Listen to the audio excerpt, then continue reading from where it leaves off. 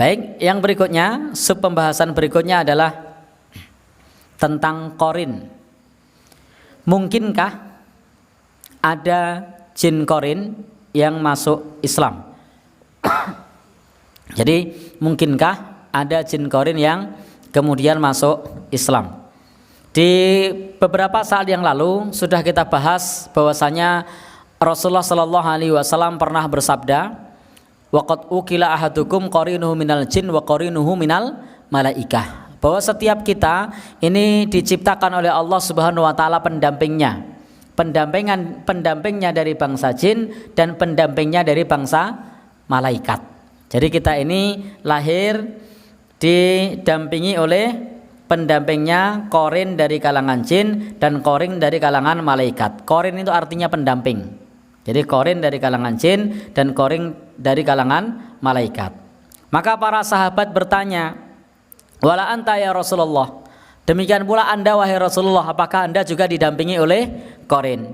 Maka beliau pun bersabda, dan juga beliau didampingi oleh korinnya. Tetapi fa'anani, bahwasanya Allah Subhanahu wa taala menolongku, kata Rasul, lalu fa'aslama, jin korin itu pun masuk Islam. Maka korinnya Rasulullah Sallallahu Alaihi Wasallam itu masuk Islam karena Allah Subhanahu Wa Taala menolongnya, sehingga jin itu atau korin itu tidak mengganggu Rasulullah Sallallahu Alaihi Wasallam. Tetapi bagaimana dengan kita? Nah, ada satu pernyataan dari Dr. Sulaiman Ashkar. Beliau berkata, boleh jadi seorang muslim dapat mempengaruhi korin yang senantiasa menyertainya hingga dia masuk Islam. Tetapi pernyataan dari Dr. Umar Sulaiman Ashkar ini perlu ditinjau ulang, sebagaimana pernyataan Syekh Wahid Abdul Salam Bali. Bahwasanya Syekh Wahid Abdul Salam Bali menyatakan mestinya pernyataan dari Dr. Sulaiman Al-Ashkar ini, semoga Allah Subhanahu wa taala menjaganya, maka masih perlu dipertimbangkan. Karena sesungguhnya di dalam dalil yang masuk Islam itu adalah korinnya Rasulullah, dan itu pun atas pertolongan dari Allah Subhanahu wa taala. Jadi korinnya Rasulullah itu masuk Islam atas pertolongan dari Allah Subhanahu wa taala. Memang hadis yang terkait dengan korin ini diungkapkan oleh Rasulullah Sallallahu Alaihi Wasallam ada di beberapa hadis, seperti dari sahabat Abdullah bin Mas'ud, seperti dari Aisyah dan yang lainnya, yang menunjukkan bahwasanya korin Rasulullah itu masuk Islam. Tetapi lafadznya, ungkapannya sama, bahwasanya Allah menolong beliau.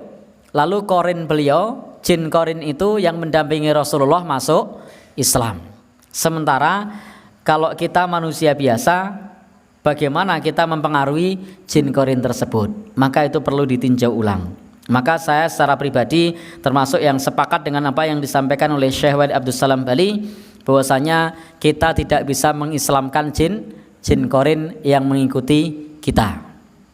Karena sesungguhnya dalam hadis tersebut itu disebutkan Allah menolongku. Jadi Rasul ditolong oleh Allah Subhanahu wa taala. Padahal beliau adalah Rasulullah, itu pun ditolong oleh Allah. Lalu bagaimana yang kita ini bukan Rasulullah, yang godaannya bagi kita itu sangat banyak. Demikian pula di zaman Nabi ada manusia yang ditakuti oleh setan, ditakuti oleh jin, tapi tidak disebutkan jin itu kemudian masuk Islam. Contohnya adalah sahabat Umar bin Khattab. Sahabat Umar bin Khattab itu disebutkan manusia yang ditakuti oleh setan. Setan pun lari ketika bertemu dengan sahabat Umar. Tetapi tidak disebutkan jin korinnya sahabat Umar itu masuk Islam.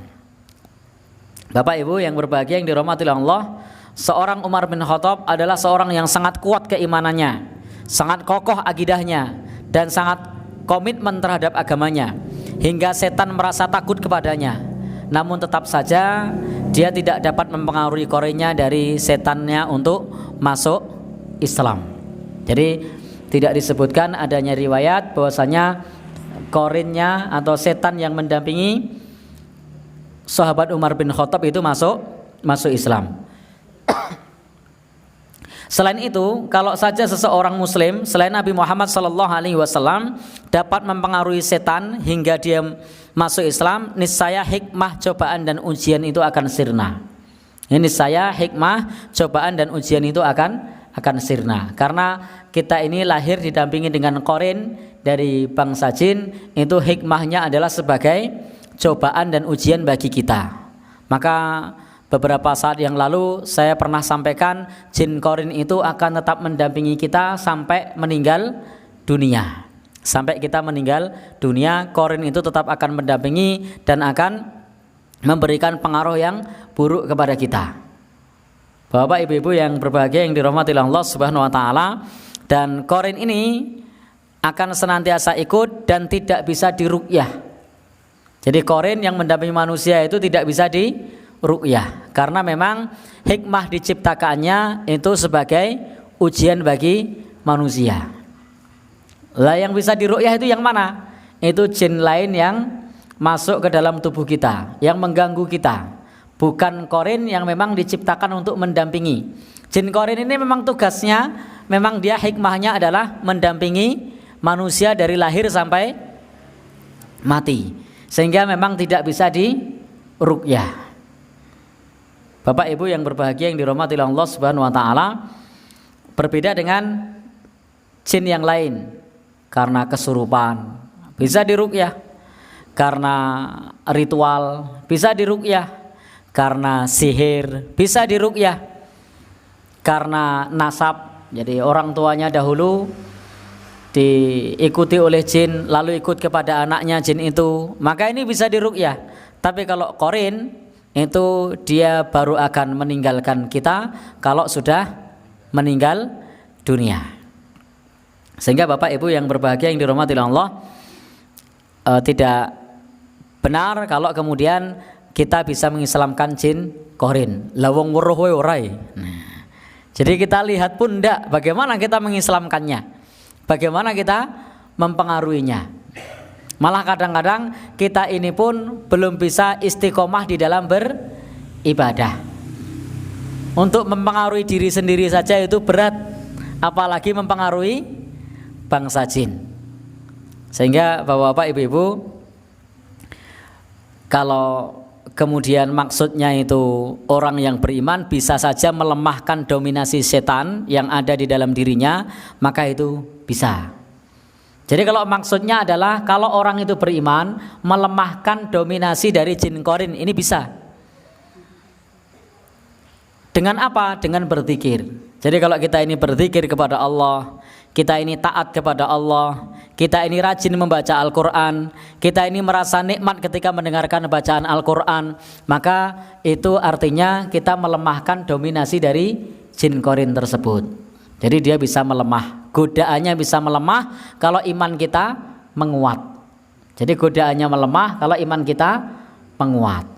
Tetapi godaannya akan menguat kalau iman kita melemah. Jadi di sini hanya sebatas melemahkan saja. Kalau kita memang mau menguatkan kadar keimanan kita dengan taat kepada Allah Subhanahu wa taala. Bapak Ibu yang berbahagia yang dirahmati Allah Subhanahu wa taala, sehingga di dalam bab ini yang paling penting bagi kita adalah bagaimana kita senantiasa menguatkan kadar keimanan kita dengan memperbanyak amal ketaatan. Karena keimanan kita ini naik dan turun, bertambah dan berkurang. Al-imanu yazidu wa yanqus. Iman itu bertambah dan berkurang. Bertambah dengan apa? Dengan ketaatan. Berkurang dengan apa? Maksiat. Jadi kalau kita maksiat kurang kadar imannya. Kalau kita malas, memeng, aras-arasen, sudah malas, memeng, aras-arasen, pemenai. Maka itu imannya menurun. Tapi kalau kita semangat, kita menguat, kita tambah taat, kita rajin, maka imannya menguat. Tapi malas aras-arasen, turun. Sehingga yang penting bagaimana kita terus taat kepada Allah Subhanahu wa ta'ala untuk melemahkan dominasi dari jin korin itu. Nah, Bapak-bapak, Ibu-ibu yang berbahagia yang dirahmati Allah Subhanahu wa ta'ala, demikian pula korin ini yang sering kemudian membuat fitnah. ketika orangnya sudah meninggal dunia, kemudian korin ini membuat fitnah, semisal mendatangi mimpi seseorang, semisal juga kemudian memberikan satu istilahnya kepada masyarakat seolah-olah mayitnya atau rohnya kemudian nampak di hadapan orang-orang. Maka ini adalah ulah dari tipu daya korin ini, sehingga sesungguhnya roh orang yang sudah meninggal dunia itu tidak bisa kembali lagi. Sebagaimana dalam Al-Quran banyak disebutkan orang-orang yang meninggal itu pengen kembali lagi ke dunia. Dikabulkan tidak sama Allah? Tidak. Mereka pada saat meninggal dia berkata, Rabbirji'un, ya Allah kembalikan aku ke dunia. Rabbirji'un, kembalikan aku ke dunia. La'alli a'malu sholihah, agar aku bisa beramal soleh. Tapi tidak dikembalikan ke dunia untuk beramal soleh.